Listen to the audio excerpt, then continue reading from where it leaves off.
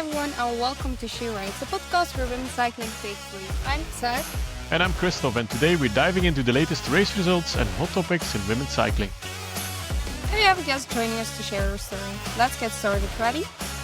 Hi everyone, and welcome to episode 65 of She Rides. We're in the middle of our Italian racing block. I would say we had an incredibly exciting Strade, which was truly the highlight of the weekend. And now we have some more Italian racing coming up soon, but first we have some racing in Belgium going on as well. And we have a familiar face to talk about it all with us today. Hi, Lotte. Hi, good evening. So, it has been, let's say, just after the Tour de France you've been here. I think a lot happened since then. We of course had your I think we got also picked up by a newsblad that you were out of contract. So I think there was quite some fuss going on around that time of you not finding a contract.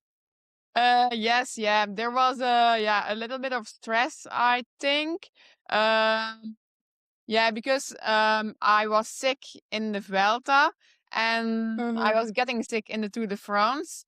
So yeah, I didn't perform well and I had no team. So yeah, that's a bit stressy. But yeah, some other races were quite good.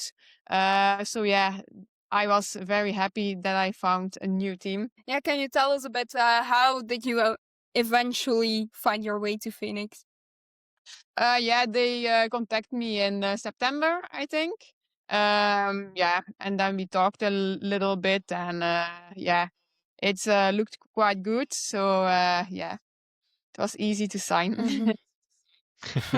Jesus, why wait so long? Till September, come on. Yeah, it was long, yeah. Yeah, that must have been quite stressful. But about your last months of racing last season, you've also added some gravel to the schedule. Why and how did it go?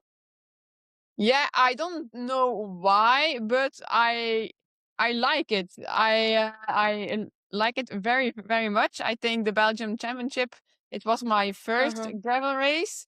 And I had no gravel bike. So I could use one for my bike shop. So I think on the Belgian Championship, it was the second day that I rode with that bike. But yeah, the feeling was quite good. But yeah, it was a bit stupid from the crash in the last kilometer. But I had to try something, because Marta is very fast in the sprint, and I'm not a sprinter, so yeah, I took the corner a bit too fast and I slipped. Yeah, I saw you racing at Gravel Worlds as well. Was a tricky corner when I was cheering for you there, but you survived that one. Yeah. But I crashed in another corner. So after the castle, I think there was a little door, and there we had to came in, and then it was right, left, very sharp, and with a lot of stones, and I think my technique is not so good. So I survived it just because I have the power, but technical there is some worse. Some work. Work in progress. Yeah. Yeah, cool. You also went to Euros on the road as well, and you ended up being the leader. We didn't have Lotte Kopecky racing, we Justine Jakira as well. How was that experience for you? Yeah, it was cool. Yeah, it was the first part. Was really flat. Was a bit boring. We had all 3 roles, so I think it was good. It was also good for the other girls. They had of have their chances to try, because normally we have to work for Lotte or for Justine. But the steep climb was really hard.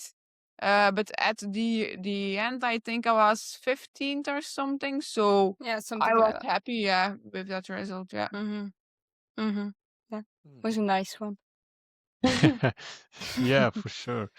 And now today, Lotte, you're racing for Fenix. How have the first couple of races been? Not too bad, I think. Top 10 in 2100 and in GC. Valenciana was good. Yeah. So Yeah, the feeling is really good, and yeah, now we ride really like a team. In Arkea, it was a bit, one person here, one person there, and now, I have to learn to, work more together. So that's really good, and then you see that the girls get, when I was a leader, like in the climbing stage in Australia, then the girls gave everything for you. So that's really nice. Yeah. is it easier riding with with a stronger team like Phoenix? What do you say? Is it easier riding for you within a stronger team like Phoenix? Yeah.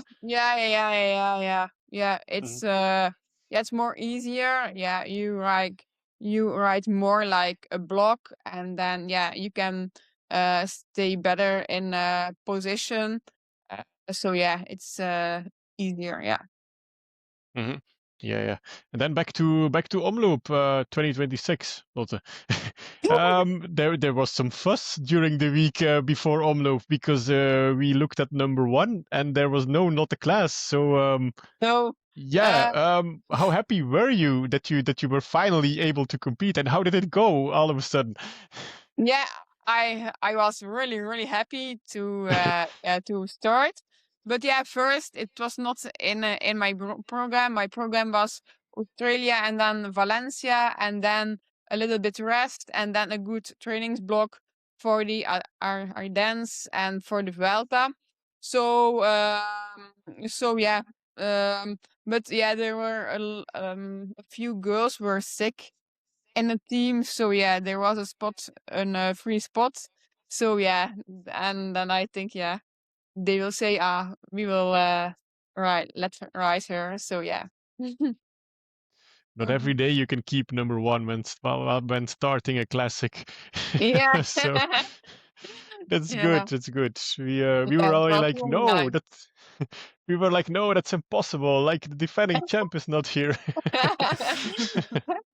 Yeah, it was really nice to start. Yeah. And then next up for you is Trofeo Binda. Yeah, on Looking forward to Sunday. it. And yeah, any expectations? Yeah, I never did that race, but I looked the profile and I think I will like it. I have to work, so I'm not the leader in that race, but I'm really fine with that. We have really strong climbers in the team, so I'm really looking for that race. I think it will be the first race that we will be there with the climbers block, with the climbers team. So that's also nice to work together with that block of Mhm. riders. Yeah, of course. Yeah, exciting. Yeah. Then instead of Binda, Saar, let's go back to last weekend to well, not to the men's race because men's cycling has become very boring, although nobody is Yeah. saying it, but Very yeah, it boring. is really. But we had a super exciting Strade with the women. Yeah. I felt it was like going to be a very exciting race. Of course, I was also nervous because Lotte Kopecky was racing. But we had our one of our previous guests, Tim de Vries, was so nice to send me the race radio over.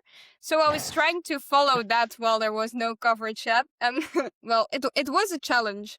Like the Italian was like not understandable. It was like, and then. And then we had like a woman who was talking in English, which was sort of understandable, but like it was quite chaotic because then we heard about like the big crash. And then like we heard the Italian something say about the number one, so Vollering, but then in the English version there was nothing yet. So I don't know if it did help to relieve stress or just made the anticipation bigger, but it was something. And then before we get into the racing, I was like stepping outside, and my neighbor was there, and he was like, "Yeah, I'm just gonna go on a bike ride. Strade is so boring." And I was like, "But did you watch the women's race?" His son is like a U23 male cyclist, and he was like, "Oh no, I don't like women's racing." And I was like, "Why? You just missed the best racing of the day." His argument was like, "Yeah, the tactics, it's not." And I was like, "Please, just give it a chance. At least try." So I did my best, but I don't know if it worked. If he's listening, I don't think he is, since women's racing's tactics apparently aren't I don't that think good. so.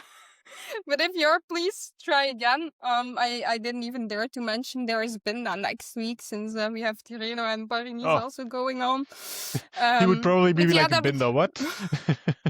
What's that? That was a bit of a disappointment after an exciting race. But now about the racing. So we had more live coverage, which was good. It still was not enough, clearly, because the racing was already like, we already only had like a group of 20 or something when we got into the live coverage.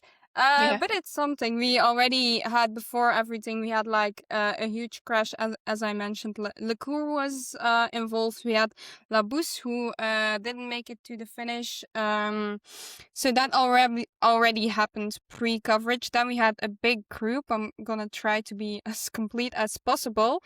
With 4 FDG, it was Vollering, Chabbey, Koch, and Grenier, if I'm correct. Then we had Borghesi for AG, Niviadoma, Valieres, Ruik, Pieterse, Cousins also going so strong. I didn't expect her like so far into the Strade finale. That was really impressive. Van Androoy was there, Brandt, Fischer, Black, Trenka, Colonel, Lippert, Josie Nelson as well. Whoa. I was like, how come are you here? Then we had Lotte Kopecky, Férrand-Prévot, Femke de Vries, Marianne Vos, Longe Borghini, Paula Blasi as well, and Vodarczyk. So we also forgot to mention Misha Bredewold crashed.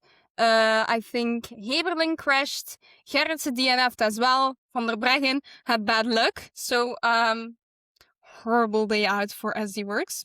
Bad day at the office for SD Works. Really. But it was like in like the there weren't many, but in like the talks after the race, I heard like, it is so obvious SD Works really is not a big player in women's cycling anymore. And I was like, guys, like 75% of their team crashed out before the finale started. What are we talking about? Oh my god. So one of those remarks that will haunt you once once the season continues, I think. That's. Margot was also involved in the crash. She crashed together with Misha, which was sad. Her day will come soon enough. But so yeah, that was that. And then we had like Lotte Kopecky didn't have her best day. Sad. Well, it was a sign for me that I could head over to HBO, because we have some sort of a deal here. They can watch Sporza, and then if it's getting too bad, I just take over from there and go to HBO. Kopecky got a pass. Kopecky got a pass for this bad off day, Saar. Just this one. From now on, she needs to win everything, but this one is okay for the Belgian press. Yeah, apparently. But they were kind of generous. I was like, oh wait, this is still okay. Well, this is impressive of you guys. No, it was so ridiculous. Like, I mean, from experience, I'm definitely not an athlete, but I have a chronic illness, and from experience, I know how frustrating it is when your body doesn't do what you want on a specific day. So I don't think we need to start. Like, probably if she could, she would have made that she was like battling it out with Chabbey and stuff like that. So ridiculous. Like, that was annoying. But then we also had Férrand-Prévot. Also had bad luck. Same for Vollering as well. Then, we of course had the situation where we saw the moto go into an incorrect gravel sector, taking like the second group at that point with Van der Breggen, Kopecky, Férrand-Prévot, Borghesi, who also had bad luck. Like Borghesi rode into the spectators at some point. I think no one got hurt, but that's how she got there. And apparently, so Borghesi followed the moto, but she was the first one behind. And then when the moto knew, like, oh, like in the wrong spot, he just left her behind. So she was there. Where am I supposed to go? Which is horrible, really. And then, which makes it even worse for Borghesi, is she had the fastest segment on the Tolfe of the day. So a useless comp. yeah. But it was so sad. Like after the finish, there was like a video on AG's social media where she was like really crying. So sad. And of course, they already had Lecour, who missed it all due to the crash. Yeah, also rough day at the office for AG Insurance. Exactly. But still, in some sort of way, we still got exciting racing, although we had like multiple competitors not making it to the finale, which says enough about who was starting, of course. So then within that first group, it was who was in there, I think. So the three of FDG, no, Vollering was not there anymore, of course, but we had Koch, Chabbey was there. We had Borghini, Valieres also doing very well. Well, we had some more Pietersen, of course, but there were some attacks going on. Nivea Doma was there as well. They like Nivea Doma, Borghini, I think were looking the strongest, but then they did something very weird. So the both of them got away, and Pietersen bridged, and then so you have like Borghini and Nivea Doma are like known for always willing to cooperate no matter who it is, and then they suddenly don't, and I was like, guys, what are you doing? This is odd. And just like that, it was like, I was like a bit weirded out. I don't know what was going on, because I think for them it was a great situation. They were looking the strongest in the race, and they just had Pietersen who struggled to keep on with them. So I was like, oof, this is very very weird. I don't know. Yeah, was it playing poker and thinking like the young gun like Puck? We all know Puck and her energy. Were they like pokering and thinking like, well, she will bridge the gap because she's just full of energy and then she just goes? Would it have been that? Very bad gamble turned it out, but maybe that's the reason behind it. Maybe they thought like Puck is like always riding, so she will take us back. I don't know. But yeah, Puck was there, and then they were just not working anymore. But if it would be literally any else, I would be like, if it would be Férrand-Prévot or something, I would like, okay. Yeah. But it were Borghini and Nivea Doma, and I was like, huh? Yeah. Weird. But Vos was also strong. Luckily, we mentioned her in the podcast, because you should never forget her, really. Oh, what is she doing there? I was right. I said like she's good, but she's not gonna compete for the win. So luckily, I was already afraid if I saw her going so strong. But like every year, you think it can be that she does this for another year, and then she starts at Strade, which has become too hard for her actually, and she's still like there, and it's like crazy. But yeah, it did make for a very exciting last kilometer with I think we had 6 riders still in the game for the win when we turned up the Via Santa Caterina. So that was like peak excitement. And then we had Chabbey taking it in the end, but it was like a very like strong finale, because like in some of the corners we had like Nivea Doma and Borghini and Koch partially like bumping shoulders, so it was like really they were on fire. It was so cool to watch. And then we had just Chabbey coming from behind and sprinting them all out, and another second for Kasia. Yeah, that's but heartbreaking. she's very strong, I think, but Chabbey was very smart to take the lead at the perfect moment. At the last moment that you could do, she do it. And she is fast. She's really, really strong because during the race she attacked also twice, I think. So she had a really, really good day. Because again, second place. But If again, Chabbey wins, you can. I think she's a very likable rider. I mean, she's like it's just race. She's not like the number robot. She's a person. Like she's a Exactly. character. Yeah, I love it. That's nice. And it's also also nice for her, I think, because normally in the most of the races she has to work, and now Demi had some her tire was flat, so now it was her chance and she take it, so that's also really nice. And what a split second decision from management from FDG. Like just hopping like, okay, nope, hop, ditch Vollering, and now we go for Chabbey and Koch. Yeah, I was impressed. How do you how do you see it in the peloton this year, Lotte? To me it seems like FDG has gone tactically like stepping up this season as well. Because last year you were like questionable sometimes.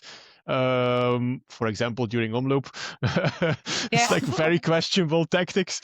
But yeah, was that about tactics really, or about egos? So strange tactics, like really. But this year they like spot on. I think they take most of the time the control over the race, and that's really smart because then all other teams, they have to change their plans because FDG do it like this. It's the best way for them, I think. They have a really, really strong team. It's a bit the same with UAE. They have also a really, really strong team, and they can play with several riders because they are all so strong. They can all win, but they can all work. And but that was the thing that I was wondering. So UE is very strong. We saw that the day after as well. But did Elisa Longoborghini use her numbers enough, her team enough in Strade? Because FDG played it very well, but UE, they had like a lot of riders, and like it's not the first time you see it and you're like, but you're with so many here, maybe try something with those as well, which I felt like that was a bit some of a missed opportunity there. But basically, I don't know if FDG and UE, if you compare, they are very similar, I think, in strength wise, and but I do feel that we just have FDG who's playing it out at the moment perfectly, and we have UE who don't really find that connection yet to make them unbeatable, because their lineup this weekend was also crazy. Crazy, yeah. Of course, you need a little bit of luck in a race like Strade, of course, too. Right? Like we're now hyping FDG tactics, but if they lose Omloop and if they lose Strade, it's complete questionable. Like, why does Vollering ride behind Chabbey on the Muur? And why do you ditch Vollering as a leader in Strade? So it's of course perception. Like winner takes it all, of course, and UAE doesn't win, so we're like, with this team, questionable tactics. So sometimes it's of course. And do you think, guys, is Francie Koch? Is she the missing link that FDG needed last season? I think so. Yeah, she was already a really strong rider, but now she's playing her capacities really, really good. So I think for FDG, it's really good that she's in the team. For sure. Yeah, I mean, like third in the Strade. That's like crazy. Okay, like I expected her to be there like in the Flemish classics. Like, okay, but I was like, what? This is Strade. This is like, this has become sort of a climbers race. Like, what is happening here? It's like they are incredibly strong. It's wow. Yeah, she's super strong, and I think she's the definition of a team player as well. I don't think she really cares. She just goes like, come on, team, let's go, all aboard the German train and hop on. So, she doesn't, but nah, of course you care about your own chances, but I mean, she's really team first. And I think that's the missing link that the FDG team needed last season. And you saw like on paper, they were like so talented, but sometimes you saw it in person, it was like, something is off. You need you need someone to gel this team. And I think, especially for the classics, let's see in the Grand Tours, of course, but I think for the classic season, they found it with Franzi Koch this season. Yeah. Yeah. I'm curious how it will be now in Binda. Normally, I think Vollering isn't starting, so I'm curious to see how it goes when Vollering isn't there. We haven't seen that in the classics, so I'm curious about that. Yeah. Also, Valliere is on 5.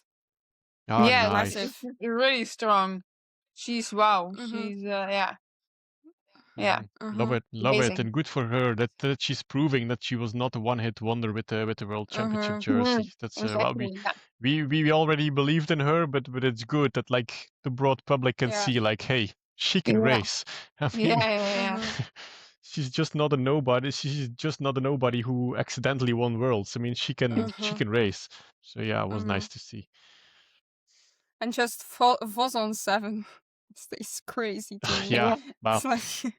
You could think that's amazing or a surprise, but it's Marianne Vos, you know. I mean, Can do everything. Yeah. It's just crazy how she keeps on going. Like in the end, she only loses like 34 seconds to Chabbey. It's like wow. And well, nice to see for Van Androoy as well to get that top 10. Your wildcard Trinka Colonel also made the top 10. Mine didn't, just as all my other predictions. They sucked. It was horrible. But that's completely fine. To your defense, Saar, Lucie Vicius was 99th in the Omloop Nieuwsblad, so my wild card was a screw up as well. There, so don't worry. And then what was some of the best thing that we didn't see? Like, I don't know what it is with Sigrid, but she always finds a way to like secure a very nice spot without ever showing up in the broadcast. Like, it was the same thing. I don't know where it was, but like at Euros as well last year and a couple of races she has done so far, it's always like, oh damn, you did it again, like around that 12th spot or something. So again, place 15, which is a super nice performance for Sigrid. Yeah. And I hope she can start in Liège, her favorite race, and then we'll go full on for Sigrid. And it's strange that you don't spot her on TV, Saar, because she has a very, very typical climbing style that you can just recognize. Like that's like the weird thing, because like in Oro she was racing, and like if the moto is like 30 meters away, you could still see like, oh wait, is that Sigrid? And in some way I didn't see her in the Strade and in a lot of races, so it's always fun to me to then be surprised on, oh damn, you did again a very nice race. Well, I think Van der Breggen will be a bit disappointed about her bad luck, because she was, I think, the first rider of the group behind. Of course, Vollering wasn't really trying anymore, but let's go back for a second, Saar, to that incident. That they took the wrong turn and just followed the motorcycle. Then, of course, everybody was quick to judge on television. Well, of course, the rules are very clear. You need to know the parcours. Well, we all that's know also ridiculous. Sorry, but you need to know, as a Belgian, you need to know all laws that are applicable as well. But nobody does. So, but the rule is the rule. So that one is clear, of course. But then there were some comments like, but everybody's riding with their Garmins or Wahoos these days. So how can you make this mistake? This is unforgivable. Was like the commentary. So let's go to Lotte. How much of your time are you following the parcours, and especially in the heat of the moment when you're following a motorcycle? I mean, I think when I'm racing, I put always the Gepikt on my Wahoo, and that's the way that I can see and I can follow, because for me it's easier to take corners for sure in the downhill when you see, okay, it's left, it's sharp, But I think when a motorbike goes the wrong way, in a full final, you follow the motorbike. I think everyone will do that. So yeah. Yeah, it's more of a lemmings effect. Just the first one goes, so I go too. It's like without critically thinking. Yeah. And then another like very valid remark I think I heard on HBO Max is like, why did they not like cross off like the Strade there with That's something? strange. Yeah. Yeah, that was because my logic would say like you could go straight forward as well. So Yeah.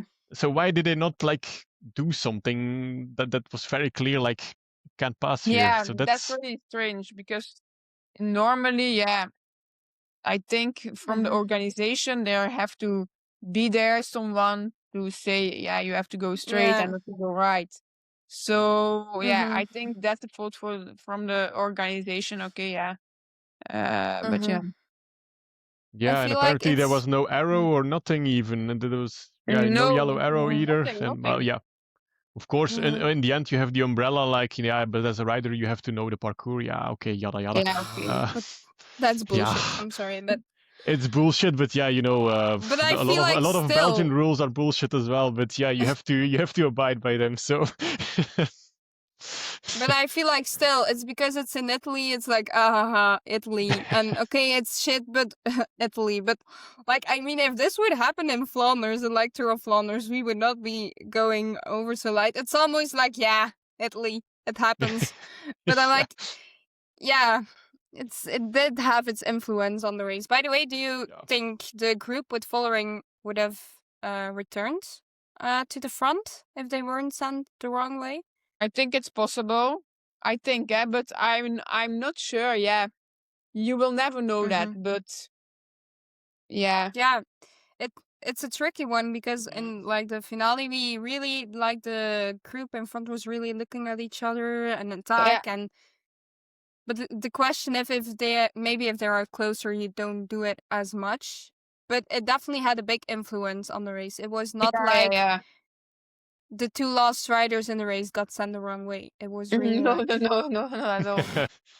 yeah, I think but like 50-50, yeah. That's if they come back or not. That's once you take the wrong turn, I mean mentally as well, it's something checks out, I think. Like, oh shit. You know it's over. So yeah. Yeah. You'll never know. But like it's also not that it was like, okay, 1 meter in, we know we are it was like, and then you have poor Letizia Borghesi, who was the first one behind the moto, and the moto realized he was wrong and he just left her behind, and she ended up like in someone's garden or something. So, and then to make it even worse, she had the fastest segment on the toll face. So yeah. Oh. It's Italy. Yeah. But she's so strong. Also, I'm so impressed by Letizia. Well, at least there was no horse on the parkour this year. Yeah, So... no. Oh, Italy being Italy. Yeah, but overall, Saar, I think you can conclude this was by far like just a wow classic. It had everything. It had chaos. For like we hoped for in our prediction, like throw in some chaos for the Italian TV, like that was really the case. Yeah. It was a super great race and a super nice winner, I think, and not the well-known name with the broad public. So yeah, it's cool to see Chabbey win. Yeah, it was just an awesome race, really. Hopefully next time another 20 minutes extra of live coverage. Yeah. Yeah. Yeah, just skip the Pogacar solo. Yeah. But it was like I still had some stuff to do, and I was like, sure, just give me my time to watch the women's race, and then in like the 80-kilometer solo of Pogacar, I will do that for you. And I was kilometer 78, and I heard like I was talking to someone, and I heard like my dad, oh no, he's gone again. At least an accurate prediction of me for today's Strade. Yeah. And if a man does it, it's world class. If a woman does it, like, this is boring. You see, the field is not strong enough. Yeah. Yeah. Yeah. Can't add anything more to that. Yeah. Do you want to add something else about the Strade? I'm fine. Great race. Okay. Well, then we had do we want to start with Extremadura? No, we'll stay in Italy. Okay. Yeah, we we had are a in Italy. UE Stay in show. Italy. Yeah. We had a nice UE show. Yeah.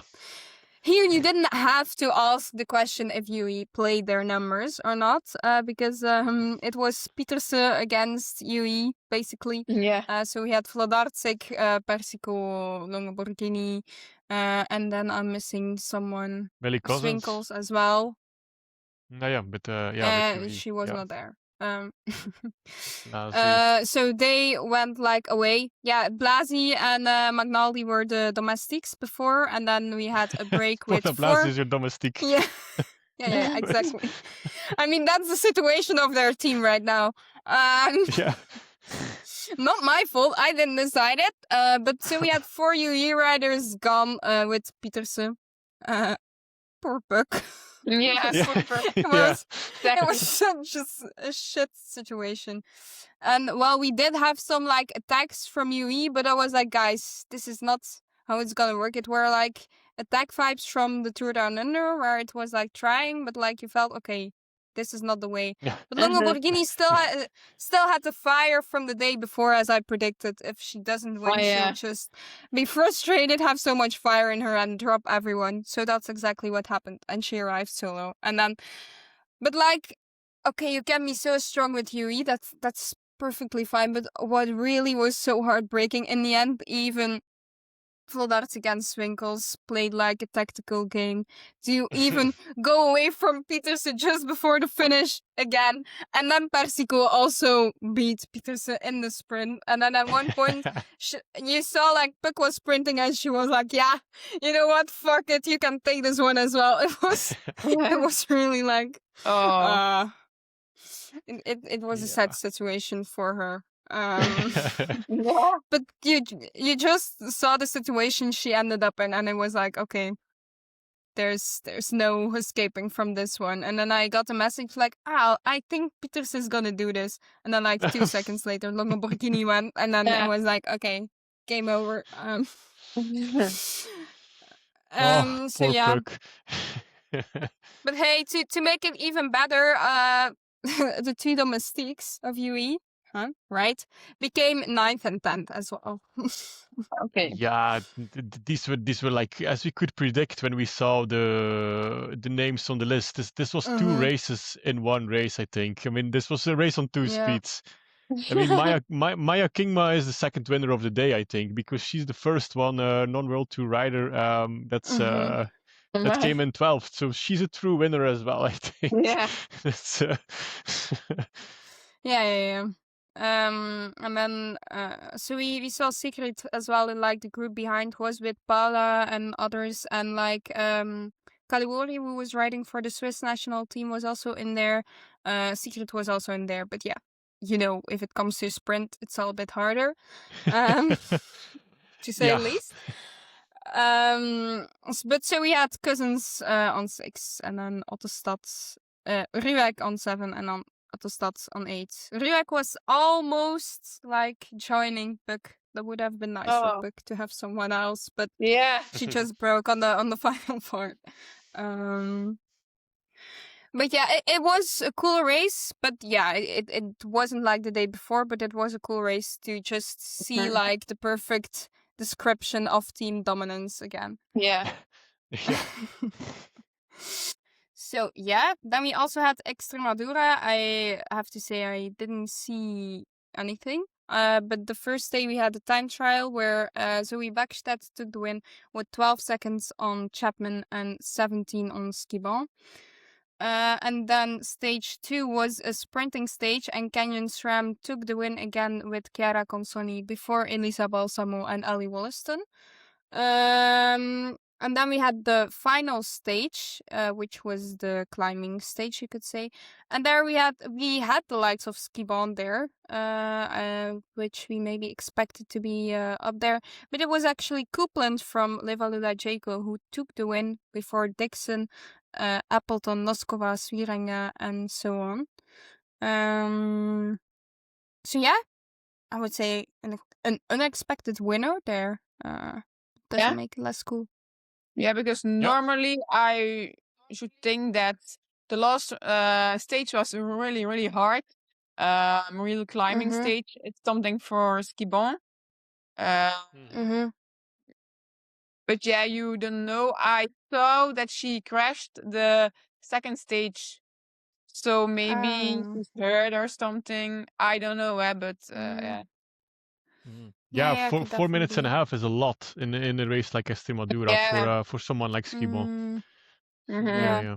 We also had the DNS of Niedermeyer in the final stage, so I think she would have played her role normally as well. Yeah. Yeah, and Zoe taking 12 seconds on someone like Brody Chapman in a time trial, a pretty short one. She's strong. Not... Yeah, and Luca Vierstraten, shout out to the Belgians, top 10 on the time trial. So that's nice for the youngster. Nice to see for the youngster. Yeah. Yeah. We had Julie van der Velde as well competing with the national team. It was cool to see. She was there with the Belgian team with all young riders. Yeah. She was a big the mom. Yeah. Well, they got a very strong addition to the team. Yeah. Yeah. And Tess Moerman finishing 8th. Yeah. It was also. But she is also really strong. Nice to see the youngsters. It's good. Before we do the Oetingen preview, do we want to go over some dilemmas maybe for you, Lotte? Okay. Yeah, you can just choose. I'm just gonna start. Racing only one monument or a fully packed classics campaign?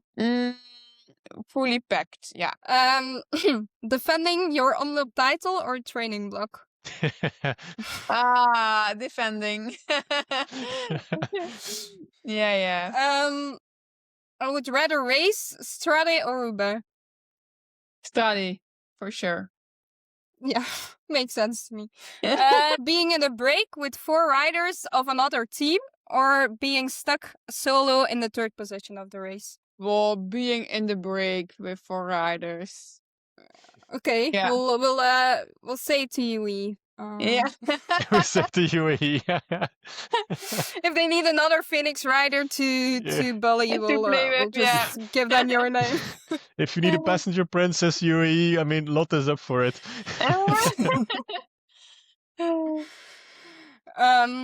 Then support the leader from the bunch or deep in the final from the break? Deep in the final from the break. It's nice. Then no dilemma anymore, but just a question. What's your favorite classic? My favorite classic? Not the Ardennes or...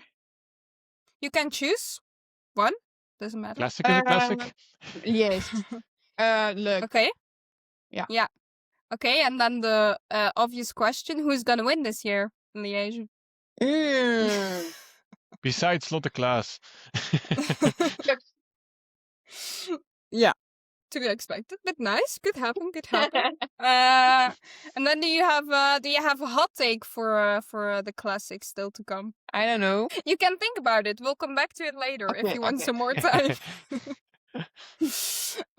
Meanwhile, we can go over to Oetingen, where we maybe need some hot takes to make it interesting. Because there's one certain Lorena Wiebes starting, which just immediately makes it a little bit less exciting. But it is what it is. For Fenix, Lotte, so we had Julie de Wil on there, like half an hour ago on the participants list, but now she disappeared. I don't know. Apparently she's not racing. She's not racing. Confirmation by team member. Good. Well, so let's see. I think realistically in the sprint it will be hard to beat Wiebes. Maybe Gillespie. Maybe. She can come close. Kristof, come on. Well, I think Wiebes is faster. Yeah. But you never know, eh? You never know. But... You never know. Exactly. You never know. Susanne Andersen, quick, but Linda Zanetti, Saar. Yeah, well, yeah. Georgia Baker. Helene Hesters is racing as well. Not that she's gonna beat Wiebes, but just nice she rides mention. Kim Kadzo is back. Yeah. She's probably not gonna play a head role in something like Utingen. Really, I was expecting her to beat Wiebes with a bike length. Oh, that would be. Oh, yeah, that's a hot take. Cool. Yeah. We have Megan Jestrop for UE. But they have Gillespie, so just forget that I just said that.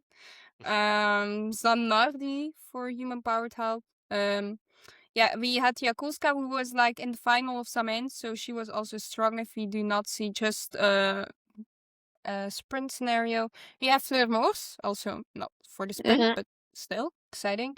Kopecky for if there's a sprint. Anna Henderson for, again, if it's not a sprint. Babette van der Wolf is there. We have, let's see, Mia Griffin, Barbieri, Visma starting with 4 at the moment. Again. Disgrace. Not again. Yeah, they do have Veenhoven at the start. Then we have Lotto with Katrijn Leclerc probably as their leader. We have my favorite name, Mayen Mombana Maipai. Normally Perikitko is on there to race. I would not immediately expect her to race Utingen, but nice. We have Eline Jansen for Volkers Wessels. Exciting.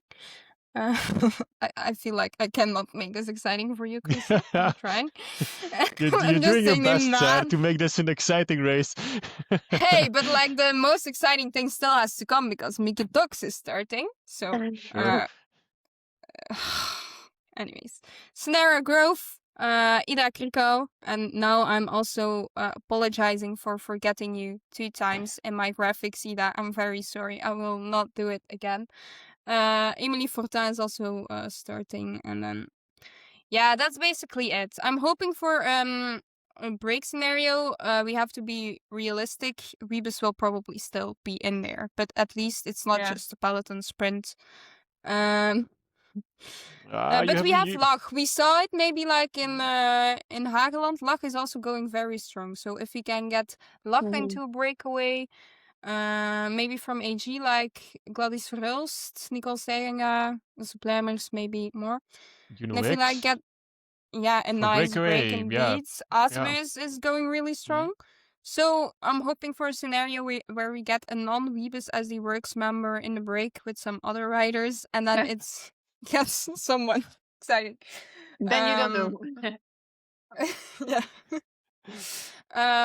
But yeah, we will see about that. I suggest we do our predictions, our 1, 5, and 10 predictions for Utingen. You can go first, and if you are both boring with Wiebes, I'll just do something completely out of the box. But you have to start then. You can start if you want. Yeah, I think Wiebes will win. Yeah. And 5th place? 5th and 10th as well. Okay, and 10th as well. Wow. 10, Katrijn de Klerk from Lotto. And 5th, Eline Jansen. Nice. Cool. I give it a try. Yeah, sure. Nice try. Sure. I go for the addition of Utingen that it is full of breakaways, full gas, and not a boring race. So I go for Susanne Andersen for the win. With a breakaway. And then on 5 we have Wiebes winning the sprint of the rest. And then of 10 Martina Fidanza. Nice. Okay, so you did kind of take over what I was thinking. That's completely fine.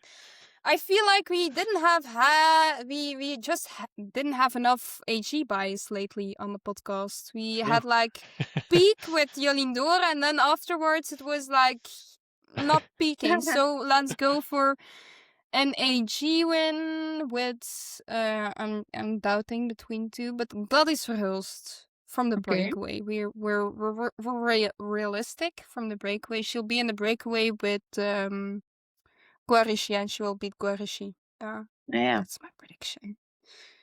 And then on 5 we will have, let me think, Fleur Moors. Yeah. Mhm. Fleur Moors. And then on 10, let's go for someone in the peloton who ends up behind Wiebes. I'll say maybe Milène de Zutte, since we have a Fenix rider on the podcast. I'll throw in some Fenix. Thank you. Keep our guests happy. Yeah. I'm fairly confident that this is an unrealistic scenario, but if it happens, but it's Oeting inside. It's a strange race. Some editions are super boring, and some of them are like, whoa, what's happening here? Like you can have like 15 different groups after 3 laps already, or you can have like, oh Jesus, are we there yet? This is boring. So I think it's a free live stream again on Proximus. Should be, normally it is. Yeah, I think so. And if I'm seeing it correctly, it's like quite long coverage as well. Ooh. So that's cool. Proximus also always has long coverage, which is nice. So, and it's not geo restricted. So for everyone listening who's not from Belgium, you can also watch it. You just have to listen to the Dutch commentary. But it's gonna rain and it's gonna be windy for Oetingen, by the way. Yeah, the good weather is over in Belgium. Okay. We've had a couple of wonderful days, and now it's going downhill from now. That's good for our predictions, Saar. We need this type of weather. Yeah. True. Well, yeah. Does anyone want to add something more about Oetingen? Nah. It's not. Nah. I don't know. Yeah. High-tech products, fluid control is competing as well, just to have the bias mentioned. Yeah.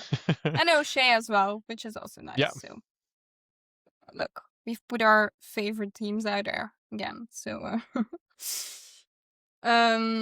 well, yeah, then in other news, we had the Vuelta parcours released this evening. There is no time trial or team time trial, and there is the Angliru. Any thoughts on the final stage, Lotte?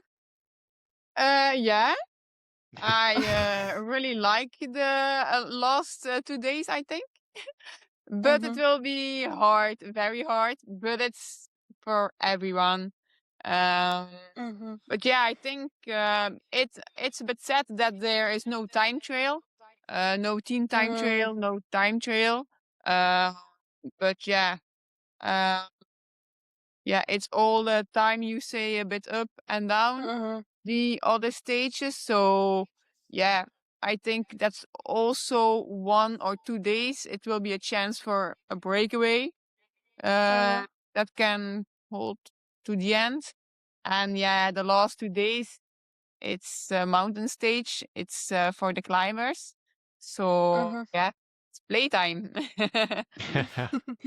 Yeah, seems like a Lotte Claes parcours, right? Not very flat, and then climbing stages. Seems like a fit. Somebody is slightly exciting already. I like it. Yeah, I think it's a classic.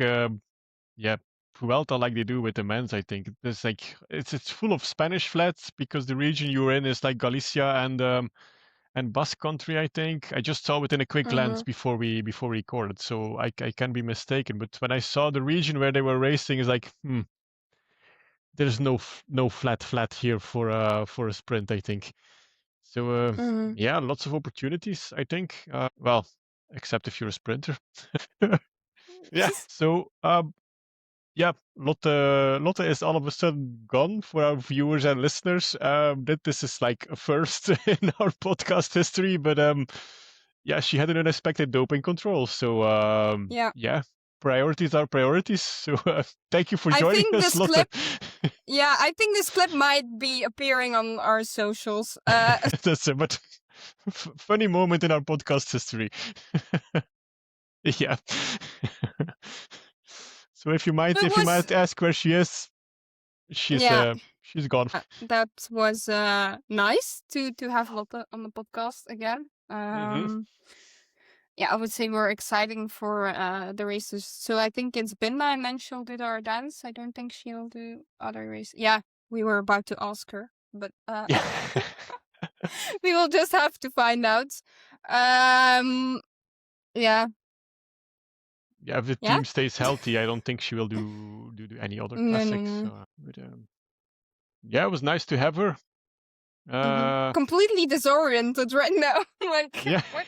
Wait. Improvise. Yeah, but the fun thing is you were already at the end of the podcast episode as well. So we're now like, so... Yeah, something I can tell you if you wonder, like, whoa, they were on a tight schedule, just an episode of 1 hour. Well done. Yeah, that's because we have a second one coming up to you, because the Italian races are rather late with their participants list. It's not very nice to already predict and preview Binda. So you'll get that probably on Saturday. I would say Saturday noon, you'll get our short preview of Binda. So for now, I think we can keep it at that. Yeah, unless you want to add something. I think we discussed a lot. So not to say we discussed it all. An extended Strade recap. So Binda preview is a little bit too early. Vuelta preview was like was really too early because it was just published before we went on record. So that's so now I think we. Yeah, for our listeners, you can always let us know if you like the sort of setup with a separate episode as a preview.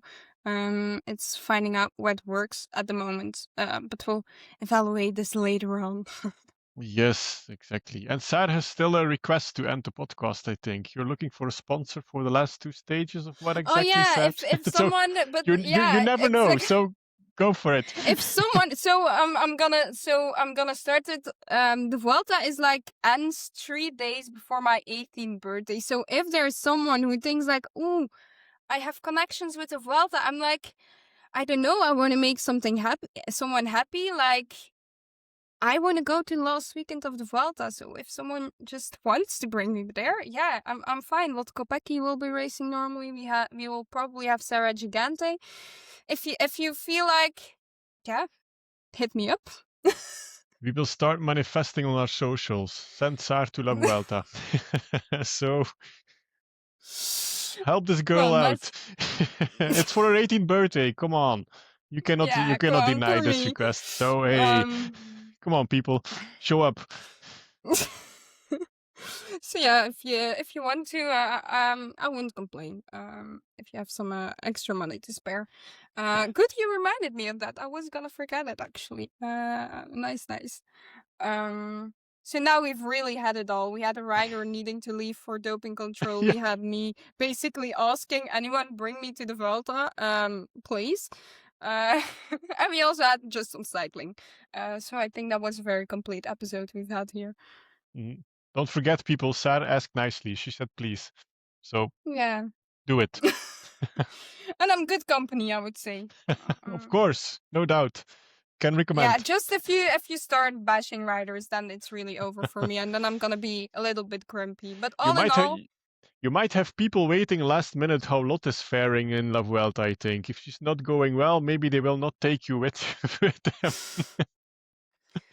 No, I can also be great emotional support. I'm just not going to be super excited if I'm watching the race, but I can put it off. Sales pitch, Saar. Work on your sales pitch. Yeah, actually. But no, I would say have a good rest of your day or evening whenever you're listening to this. And then I would say hope to see you back on Saturday with a Binda preview. And then we're just gonna start the Lotte Kopecky hype all over again because we keep on believing, and Binda is a nice race. But for now, that's a wrap for episode 65 of She Rides. Thanks for joining us. I hope you enjoyed the ride. Absolutely. Women's cycling is packed with action, and we're here to bring you every twist and turn. Be sure to subscribe on Spotify, Amazon Music or YouTube so you don't miss upcoming episodes. And if you like today's show, a rating, like or comment really helps us reach more listeners. Follow us on Blue Sky and Instagram for behind-the-scenes updates and more. Thanks to Lotte for joining us today, and don't hesitate to share questions or topics you'd like us to cover.